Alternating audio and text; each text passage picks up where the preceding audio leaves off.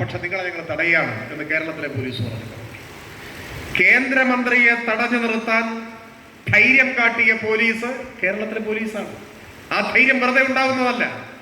ആ ധൈര്യം ശരിയായ ഭരണ നേതൃത്വത്തിന്റെ ഇച്ഛാശക്തിയുടെ ഭാഗമായി ഉണ്ടാകുന്നതാണ്.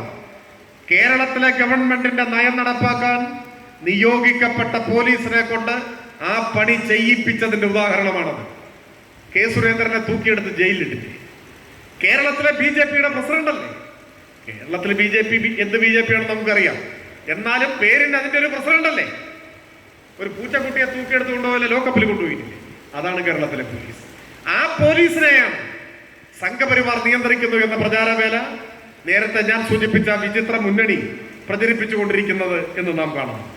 കേരളത്തിലെ മുഖ്യമന്ത്രിക്കെതിരായിട്ടുള്ള പ്രചാരവേല, ഗവൺമെന്റിനെതിരെ. നമ്മൾ കാണേണ്ടത് കോൺഗ്രസിനെ സംബന്ധിച്ചിടത്തോളം കേരളത്തിന്റെ ചരിത്രത്തിൽ ഇങ്ങനെയൊരു അവസ്ഥ ഇതിന് മുമ്പുണ്ടായിട്ടില്ല. കേരളത്തിലെ കോൺഗ്രസിനെ എടുത്തു നോക്കിയാൽ കഴിഞ്ഞ 10 കൊല്ലമായി കേന്ദ്ര ഭരണമില്ല. അത് കേരളത്തിൽ മാത്രമല്ല, ഇന്ത്യയിലാകെയില്ല. കേരളത്തിൽ കഴിഞ്ഞ 8 കൊല്ലമായിട്ടുമില്ല. കേരളം ഉണ്ടായതിനു ശേഷം കോൺഗ്രസിന് ഇങ്ങനെ ഒരു സ്ഥിതി ഉണ്ടായിട്ടില്ല. 10 കൊല്ലമായി കേന്ദ്രത്തിലും 8 കൊല്ലമായി കേരളത്തിലും അധികാരമില്ല. അതാണ് പൊതുവിൽ തന്നെ ബൂർഷ്വാ രാഷ്ട്രീയ പാർട്ടികൾക്ക് പാർലമെന്ററി അധികാരങ്ങളില്ലാതെ നിലനിൽക്കാൻ പ്രയാസമാണ്. അപ്പൊ ഇങ്ങനെ ഒരു ഘട്ടത്തിലാണ് കേരളത്തിലെ കോൺഗ്രസ് നിൽക്കുന്നത്. കഴിഞ്ഞ നിയമസഭാ തെരഞ്ഞെടുപ്പ് നടക്കുന്ന ഘട്ടത്തിൽ ജയിക്കും എന്ന പ്രതീക്ഷ കോൺഗ്രസിനുണ്ടായി, ഉറച്ച പ്രതീക്ഷ. ഞാനിപ്പോഴും ഓർക്കുന്നു, 2021 മെയ് മാസം 2-ാം തീയതിയാണ് വോട്ടെണ്ണുന്നത്. തലേ ദിവസം കേരളത്തിലെ ഒരു ടെലിവിഷൻ ചാനൽ ഒരു വാർത്ത ബ്രേക്ക് ചെയ്തു. ഞാനതിന്റെ ഓൺലൈൻ എഡിഷനിലാണ് ആ വാർത്ത വായിച്ചത്. ആ വാർത്തയുടെ തലക്കെട്ട് ഇങ്ങനെയാണ്: മുഖ്യമന്ത്രി പദം സമവായമായി. ഇതാണ് തലക്കെട്ട്. അപ്പൊ അതൊരു കൗതുകമുള്ള തലക്കെട്ടായതുകൊണ്ട് ബാക്കി വായിച്ചു. അപ്പൊ ഇങ്ങനെയാണ്: മുഖ്യമന്ത്രി പദത്തെ ചൊല്ലിയുള്ള തർക്കം കോൺഗ്രസിൽ പരിഹരിച്ചു. മുഖ്യമന്ത്രി സ്ഥാനം പങ്കുവെക്കുന്നത് സംബന്ധിച്ച് ധാരണയായി. ആദ്യത്തെ 2.5 വർഷം ഉമ്മൻചാണ്ടിയും തുടർന്നുള്ള 2.5 വർഷം രമേശ് ചെന്നിത്തലയും മുഖ്യമന്ത്രിമാരാവാൻ ധാരണ. എന്നാണ്. വോട്ടെണ്ണിയിട്ടില്ല, വോട്ടെണ്ണാൻ പോകുന്നുള്ളൂ. പക്ഷെ വാർത്ത വന്നു. എന്താ വാർത്തയുടെ അടിസ്ഥാനം? ജയിക്കും എന്ന് ഉറപ്പിച്ചിരുന്നു. അതാണ്. ആ ഉറപ്പിക്കാനുള്ള കാരണം എമ്പാടുമുണ്ട്. ഒരു കാരണം കേരളത്തിന്റെ ചരിത്രം തന്നെയാണ്. സമീപഭൂതകാല കേരളീയ ചരിത്രാനുഭവങ്ങളുടെ അടിസ്ഥാനത്തിൽ 5 വർഷം കൂടുമ്പോൾ ഭരണം മാറുന്ന ഒരു രീതി കേരളത്തിലുണ്ട്. അതാണ് കേരളത്തിന്റെ പൊതുരീതി.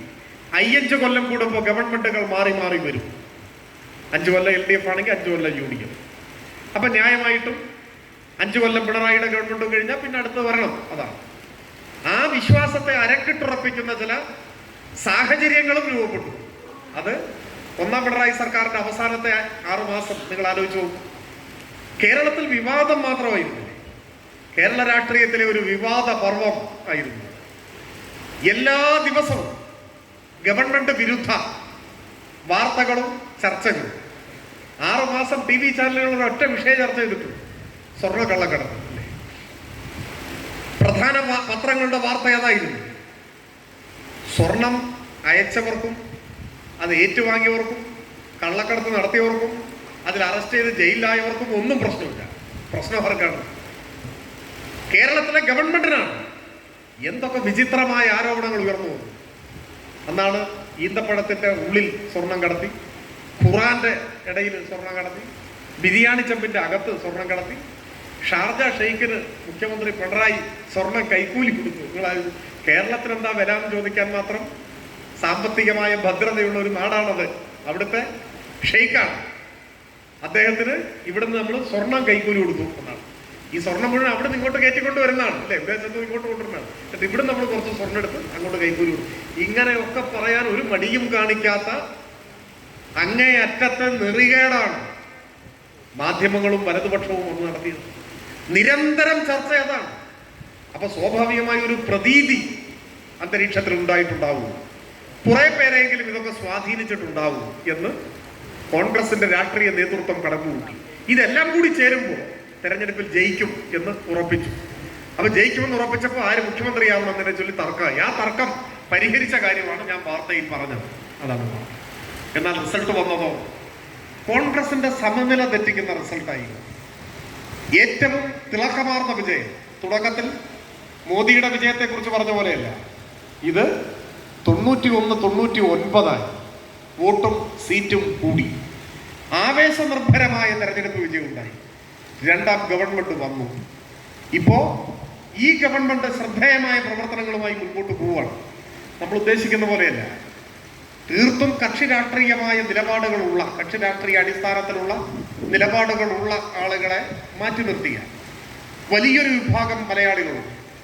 ആ മലയാളികൾക്കിടയിൽ എന്തൊക്കെ കുറവുകളുണ്ടെങ്കിലും വിമർശനങ്ങളുണ്ടെങ്കിലും കേരളം ഭരിക്കാൻ നല്ലത് ഇടതുപക്ഷമാണ് എന്ന ബോധം ശക്തിപ്പെട്ടു വരുന്നത്.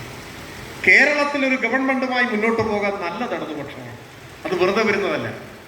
അസാധ്യമെന്ന് കരുതിയ പലതും യാഥാർത്ഥ്യമാക്കാൻ ഈ ഗവൺമെന്റിന് കഴിഞ്ഞു എന്ന തിരിച്ചറിവ് നല്ലതുപോലെ കേരളത്തിലെ ജനങ്ങൾക്കിടയിലുണ്ട്. അതിൽ ദേശീയപാത വികസനം നിന്നുപോയതാണ്. ഉമ്മൻചാണ്ടി മുഖ്യമന്ത്രിയായിരുന്നപ്പോൾ ആ ഫയലിൽ എഴുതിയത് അസാധ്യം എന്നാണ്. അപ്രായോഗികമാണ് ദേശീയപാത വികസനം. അത് കുറെ സമരങ്ങളൊക്കെ ഉണ്ടായിരുന്നു. 45 മീറ്റർ വീതിയിൽ വികസിപ്പിക്കാൻ കേരളത്തിലെ കഴിയില്ല എന്ന് കണ്ട് ആ ഫയൽ അടച്ച് national highway authority of India ദേശീയപാത വികസനത്തിന് വേണ്ടി ഇവിടെ തുറന്ന ഓഫീസ് അടച്ചു പൂട്ടിപ്പോയി. നമ്മുടെ ഗവൺമെന്റ് വന്നപ്പോഴല്ലേ ആ പദ്ധതിക്ക് ജീവൻ വെച്ചത്. അതിന്റെ പിന്നിലുള്ള പരിശ്രമങ്ങളെ കുറിച്ച് ഞാൻ വിശദീകരിക്കുന്നില്ല. ഇപ്പൊ 60% പണി പൂർത്തിയായി. 5000 കോടിയിൽ പരം രൂപ കേരളത്തിന്റെ വിഹിതമാണ്. കേരളത്തിന്റെ രണ്ടറ്റങ്ങളെ കൂട്ടിമുട്ടിക്കുന്ന 6 വരി പാത, 2 സർവീസ് റോഡ് കൂടി ചേരുമ്പോൾ 8 വരി പാത. കേരളത്തിന്റെ യാത്രാ സങ്കല്പങ്ങളിൽ വിപ്ലവകരമായ മാറ്റങ്ങൾ ഉണ്ടാവാൻ പോവാണ്.